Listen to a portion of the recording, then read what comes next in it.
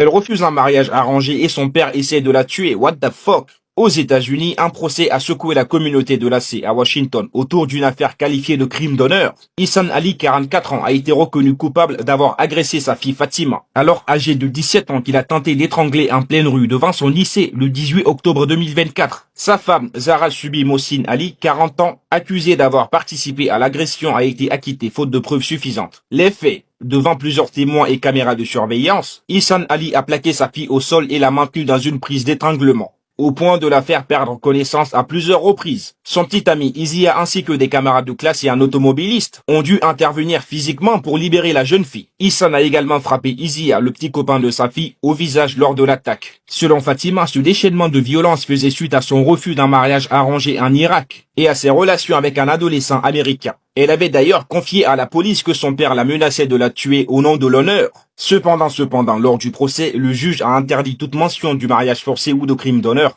estimant que cela risquait d'influencer le jury. Après 3 semaines de procès, le jury a écarté la tentative de meurtre, mais a condamné Ihsan Ali pour agression au second degré, séquestration et violence au 4e degré. Il a écopé de 32 mois de prison, d'une interdiction de contact avec sa fille pendant 10 ans, ainsi que d'obligations de suivi parental et de travaux d'intérêt général. Zahra, sa femme, accusée d'avoir tenté de finir l'étranglement après l'intervention des témoins, a été jugée non coupable. Le jury a jugé les preuves trop fragiles pour confirmer son implication directe. Aujourd'hui, âgée de 18 ans, Fatima a témoigné à la barre contre ses parents, décrivant la terreur ressentie lorsqu'elle pensait mourir des mains de son propre père. Elle a qualifié Ihsan, son père, de monstre et a rappelé les menaces répétées liées à son refus d'obéir aux traditions familiales. Elle vit désormais en foyer d'accueil et ne souhaite plus avoir de contact avec ses parents. Le caractère culturel et religieux de l'affaire a alimenté de vives polémiques. Pour certains, les restrictions imposées au procès ont empêché de juger pleinement la dimension de crime d'honneur. Pour d'autres, l'accusation initiale relevait davantage de l'islamophobie et a fragilisé le dossier. Quoi qu'il en soit, les images et les témoignages décrivent une extrême violence qui aurait pu coûter la vie à l'adolescente. Sans l'intervention de témoins, Fatima serait probablement morte étouffée. Voilà,